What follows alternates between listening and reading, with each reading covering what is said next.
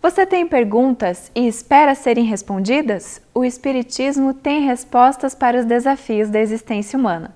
Este programa levará você a refletir sobre as questões profundas que a vida nos propõe. A Vida em Foco está começando. Fique conosco e acompanhe a programação de hoje.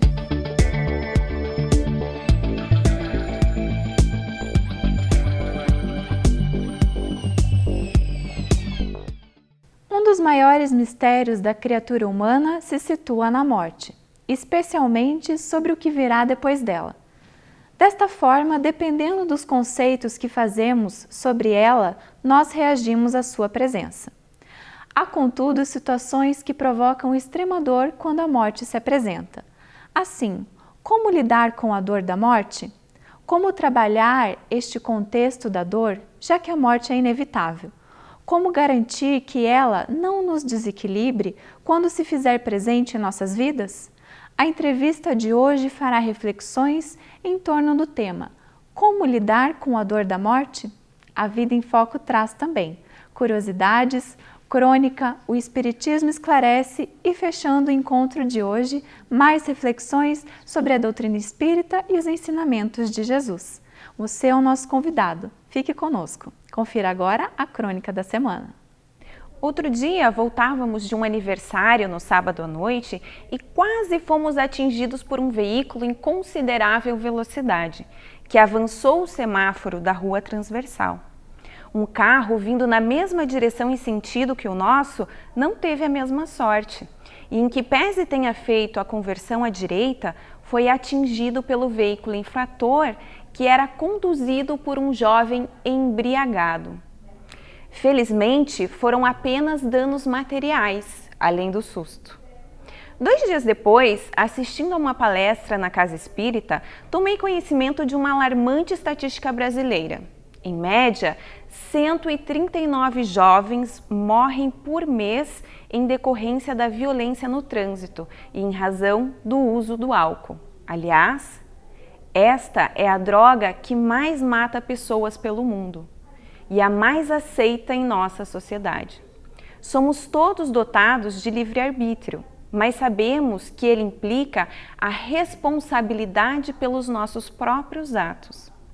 Já nos disse Paulo de Tarso, o apóstolo dos gentios, em sua primeira carta aos Coríntios: tudo me é lícito, mas nem tudo me convém.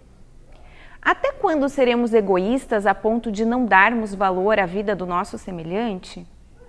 Até quando desperdiçaremos as dádivas divinas que abundam em nossa existência?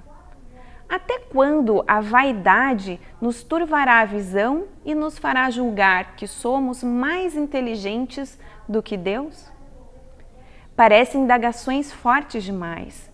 Alguns diriam até que são exageradas para se referirem a pequenas atitudes. Lamentável. Isto porque precisamos aprender, desde já, a assumir a responsabilidade pela nossa conduta, porquanto ela repercutirá não apenas em nossa vida imortal, mas na vida de nossos semelhantes. Confira agora o quadro de entrevista com o tema Como lidar com a dor da morte? Acompanhe.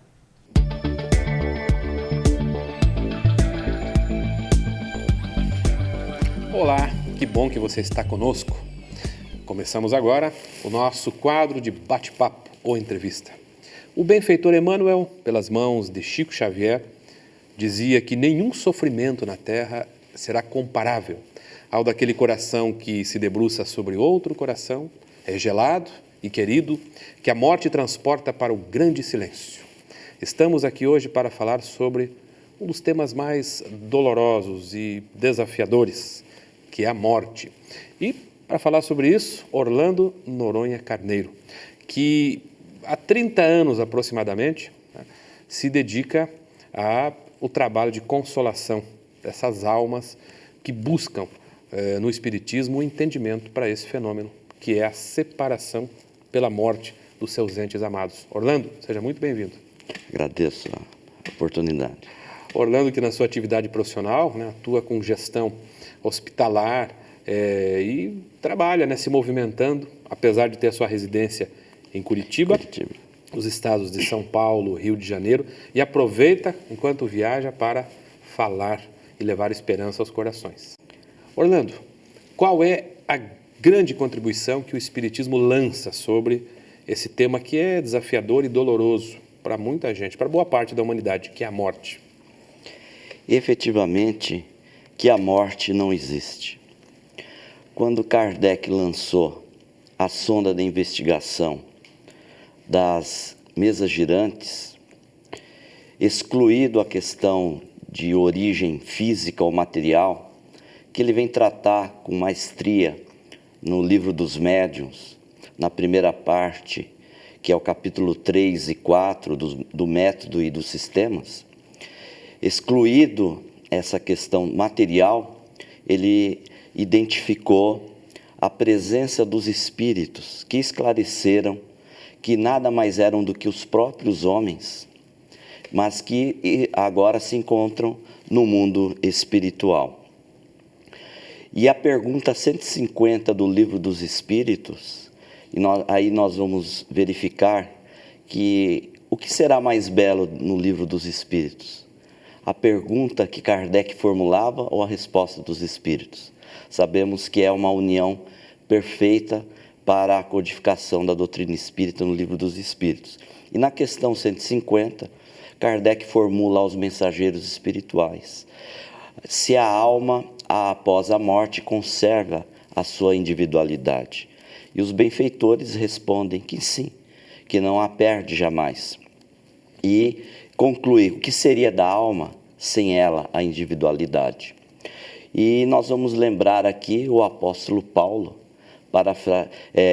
que nos fala na Epístola de Coríntios, capítulo 15, nos versículos 55, ó morte, aonde está a sua vitória?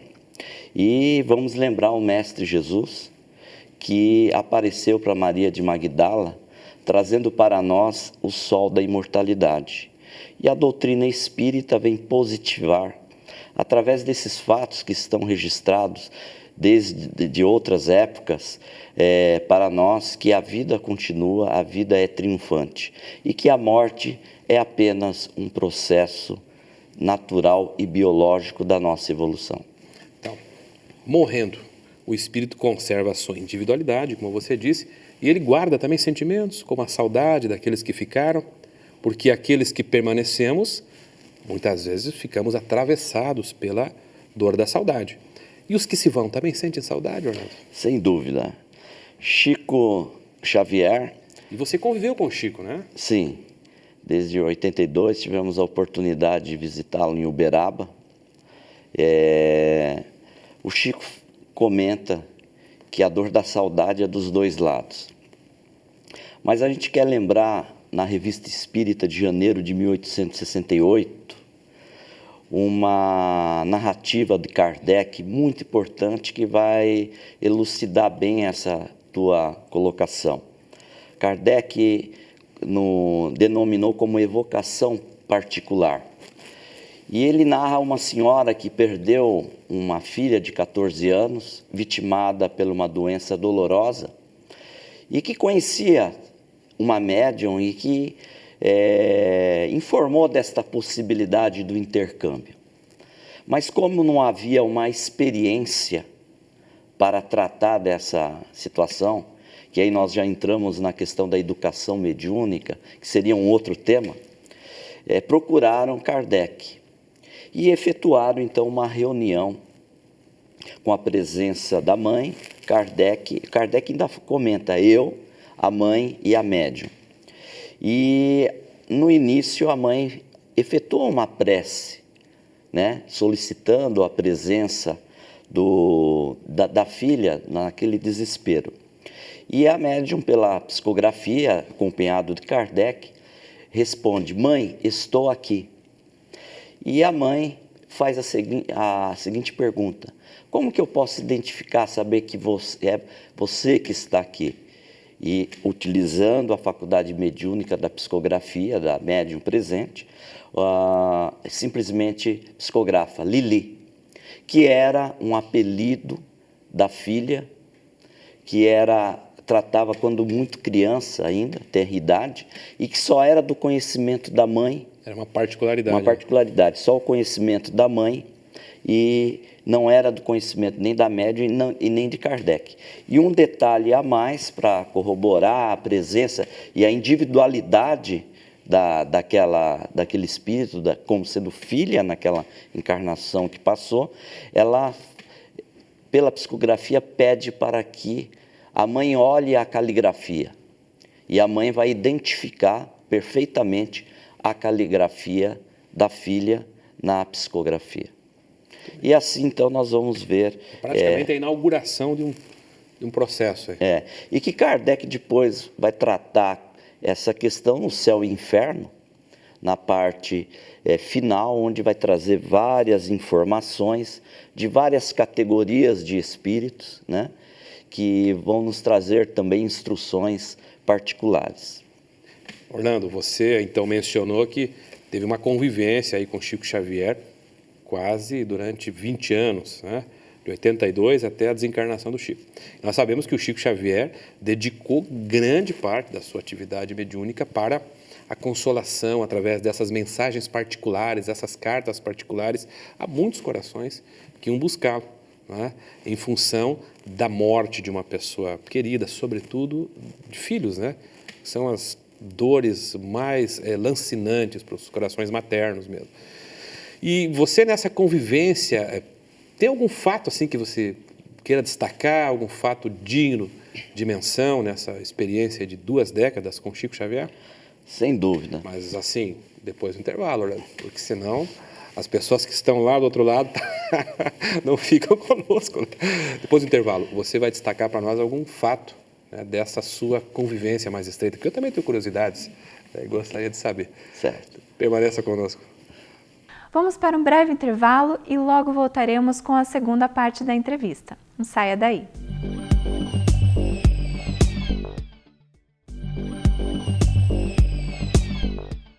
Estamos de volta com a Vida em Foco. Retornamos com a segunda parte da entrevista de hoje e o tema é: como lidar com a dor da morte? Acompanhe. Muito bem, estamos de volta entrevistando Orlando Noronha Carneiro, que teve, né, e nós queremos exatamente trazer isso, uma convivência estreita com Chico Xavier, que dedicou muitos anos, né, muito tempo da sua encarnação a essa tarefa consoladora, a das cartas particulares. E eu perguntava ao Orlando se tinha algum fato digno de menção. Claro que há muitos, né? Quero saber de você. São bastantes.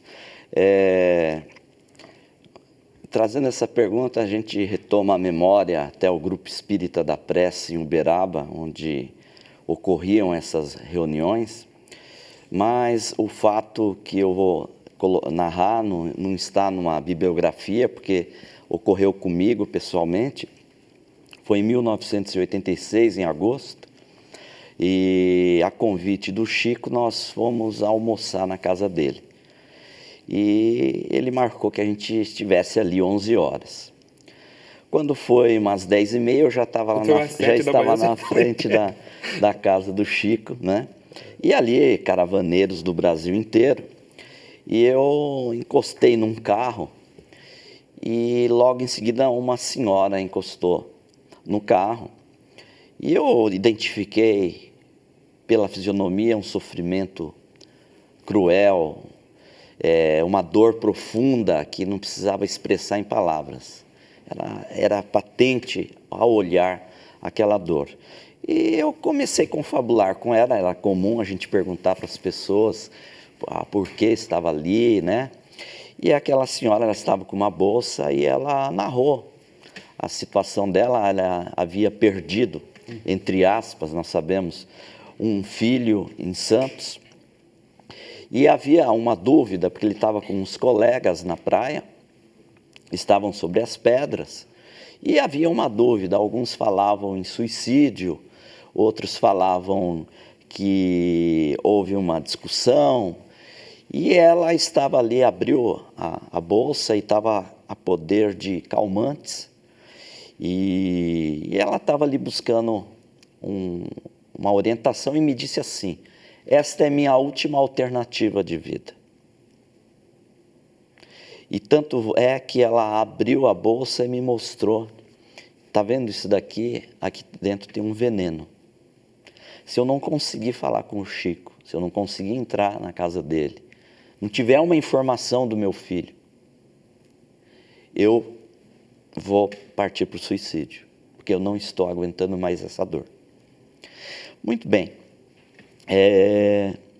Só que ali, para entrar na casa do Chico, havia os convites, né? E havia um controle, porque não haveria como colocar todas as pessoas ali. E era tudo muito bem organizado, contado. Eu falei, mas como que ela vai entrar? Falei, pensei, eu vou ceder o meu lugar, né? E até que o Eurípides, que chamou nós para adentrar a casa do Chico, eu fui com ela. E eu conversei ali com o Eurípides e ele acabou cedendo, não, pode entrar. E eu entrei com ela. E ali ela deu nomes para mim, de todos os fatos, das pessoas. Só que quando eu entrei na casa do Chico, se perdemos ali. Muita gente. Muita gente, né? Aí até que chegou a hora do almoço e chegando na cozinha do Chico, tinha o fogão, toda aquela comida mineira, os docinhos lá de Uberaba, né, dos mineiros. E o Chico ficou do meu lado ali, recepcionando as pessoas que vinham montar o seu prato, né? E eu ali observando, não perdia uma oportunidade de ver as atitudes do Chico, que era sempre ensinamento. E o Chico, em determinada hora, olhou para mim, tocou em mim e falou assim, faça um favor para mim. Está vendo aquela mulher ali na fila? Quando eu olhei, era a mulher que eu tinha conversado lá fora. Faça favor, busque ela para mim, eu preciso conversar com ela. Eu peguei, fui, falei, ó, o Chico quer falar com você. Aí trouxe ela, Chico pegou na mão dela e falou assim, minha filha, por que tanto sofrimento? O seu filho Marcelo não morreu. Ele está aqui conosco. Não foi suicídio. Ninguém agiu mal contra ele. Ele teve um mal súbito.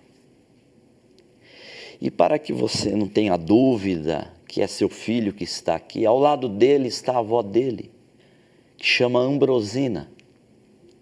Que, aliás, eu quero cumprimentá-la, a senhora, de novo, porque a senhora também chama Ambrosina. Bem, aquilo trouxe uma tranquilidade, aquela senhora parece que foi tranquilizando o coração dela. E à noite, no grupo espírita da prece, o filho trouxe uma mensagem em torno de 90 laudas, com detalhes, enfim, com informações ali só pertinentes. Depois eu fui ter contato com ela, fizemos uma amizade, ela era de Santos, e depois ela me informou de pessoas ali, que depois ela foi confirmar, só em Santos, com a família, os nomes que estavam ali. E eu fui testemunha, quando ela recebeu a mensagem no grupo espírita da prece, ela me chamou, falou, quero que você seja testemunha. Saímos do grupo espírita da prece, ela foi ali num lixo, pegou as medicações, pegou o veneno que estava num saquinho, jogou no lixo, olhou para mim e falou, eu não preciso mais nada disso. Hoje eu nasci de novo. Então essa foi para mim, uma passagem com o Chico, de várias, né, que ocorreram, a ponto dele já estar psicografando no grupo espírita da prece. Uma mãe entrou desesperada porque tinha perdido o voo. E ela sentou, e nós, perto ali de mim, nós precisamos acalmar ela. O Chico já estava 2 horas psicografando. E ao final, depois dele tomar um chazinho dele, antes de ler as mensagens, vem uma mensagem, era do filho, e lá no detalhe da mensagem dizia, mamãe, eu senti, estava contigo na hora da sua aflição dentro do voo, porque você sabia que não chegaria, mas os benfeitores espirituais me autorizaram, sabendo da sua vinda, trazer a mensagem para ti. Foi uma coisa... Fernando, nesses segundos finais, você deixar para o nosso telespectador, né, depois desses relatos aí emocionantes mesmo, qual a mensagem central que o Espiritismo traz para aquela pessoa que neste momento enfrenta a dor, né, do afastamento pela morte de uma pessoa amada. Fique à vontade aí para encerrar com as suas palavras. Certo. Jamais declinar a dor, né? Não se entregar a um sofá, não se entregar a inutilidade, ter uma coragem em memória dos entes queridos, dos nossos entes queridos, procurar ter a esperança e a certeza de que eles estão conosco e chorar, sim. Ouvíamos isso de Chico, lá em Uberaba. Não há problema nenhum de chorar. Mas se o chorar é de saudade, que é normal, amamos. Então é natural que tenhamos aquele instante que as lágrimas vão vir. Mas não chorar com revolta, com desespero, com desesperança, porque isso nós sabemos pela doutrina espírita, o nosso pensamento e sentimento irá chegar até eles. E de certa forma, se eles não estiverem ainda num total equilíbrio, pode colaborar, né, para que eles sintam dor, sintam a dor moral, né, o sofrimento no coração.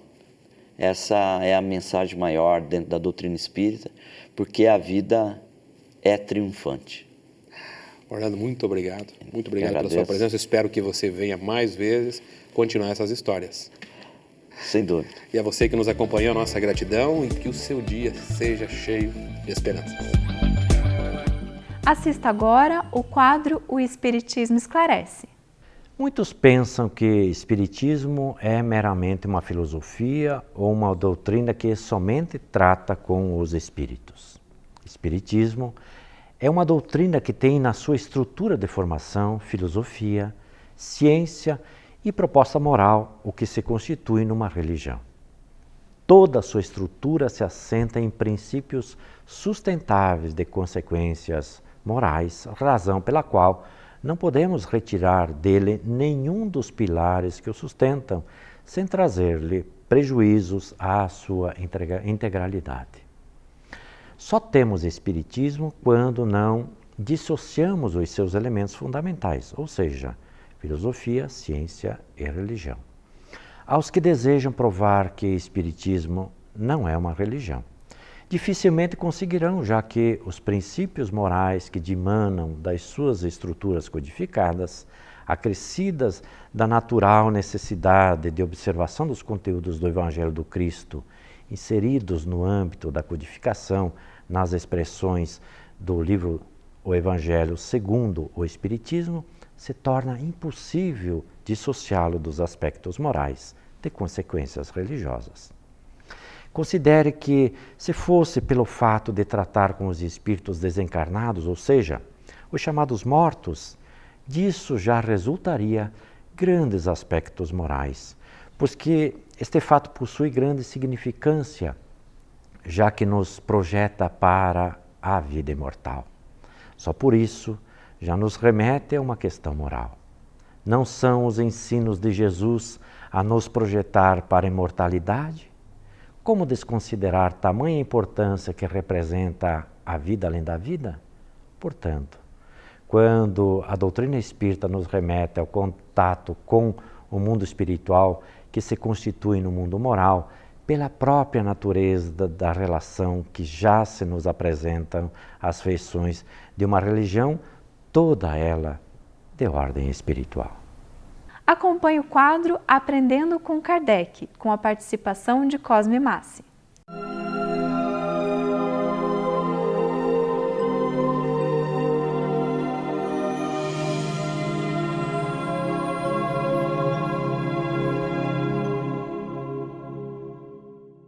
Olá, Aprendendo com Kardec, sobre a natureza da alma. O que é a alma? Qual a sua verdadeira natureza? Os espíritos responde a Kardec que a alma é a sede de todos os nossos pensamentos, da consciência, da memória, dos sentimentos, dos desejos, da vontade, de tudo aquilo que nós chamamos de mundo mental da criatura. É a alma, portanto, a sede de tudo aquilo que aprendemos e conquistamos ao longo do tempo. Quando estudamos o princípio da não retrogradação da alma, vimos que todas as conquistas da alma jamais se perdem, que ela avança sempre, que ela progride sempre, que ela jamais deixa se perder a partir daquilo que ela conquistou, daquilo que ela aprendeu.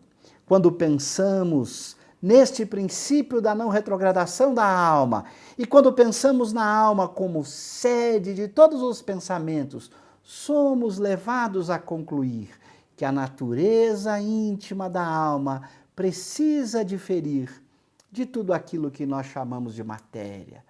Porque se a matéria se desgasta, se a matéria se destrói com o tempo, a alma não pode sofrer em sua natureza nenhuma destruição, nenhum desgaste, porque senão ela perderia as conquistas que ela teve ao longo do tempo. Assim, do ponto de vista da natureza íntima, de sua constituição, podemos dizer que a alma difere de tudo aquilo que nós conhecemos como sendo matéria. Por isso, Allan Kardec, ao propor o espírito, vai apresentá-lo como possuindo duas naturezas. O espírito é a alma de um lado, com o perispírito de outro lado. Assim, Allan Kardec vai definir o espírito como sendo formado de alma mais perispírito. O perispírito é de natureza semimaterial, de natureza material, portanto, que sofre transformação, modificação. Já a alma tem uma natureza especial, que a gente ainda não consegue compreender, que a gente ainda não consegue entender do ponto de vista da sua constituição física, porque ela difere de tudo aquilo que nós somos capazes de experimentar a partir do nosso perispírito, porque a alma possui essa especialidade de jamais sofrer mudança ou transformação em sua constituição, mudando apenas do ponto de vista moral, com o progresso, com as conquistas do espírito. Mas para que este progresso, para que essas conquistas jamais se perdessem, a alma deve ter uma natureza especial, imortal, indestrutível. Daí a importância de nos dedicarmos a esses valores morais e intelectuais, na certeza de que tudo o que conquistamos estará inerente a esta natureza indestrutível da alma. Seremos sempre o resultado de tudo aquilo que nós conquistamos ao longo do tempo, porque somos uma alma cuja natureza difere de tudo que é matéria. Somos imortais, viveremos com tudo aquilo que conquistamos ao longo do tempo. Somos uma alma imortal.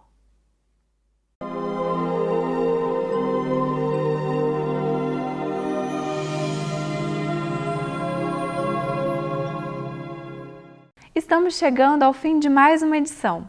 A Vida em Foco volta na semana que vem com mais novidades. Suas sugestões são muito importantes para o nosso programa e você pode enviá-las para o e-mail contato@vidaemfoco.com.br. Se você perdeu alguma edição anterior do programa, acesse o site www.avidaemfoco.com.br. Curta a nossa página no Facebook, A Vida em Foco, e acompanhe a produção do programa. Agradecemos muito a sua companhia. Tenha uma ótima semana e até o próximo programa. Tchau!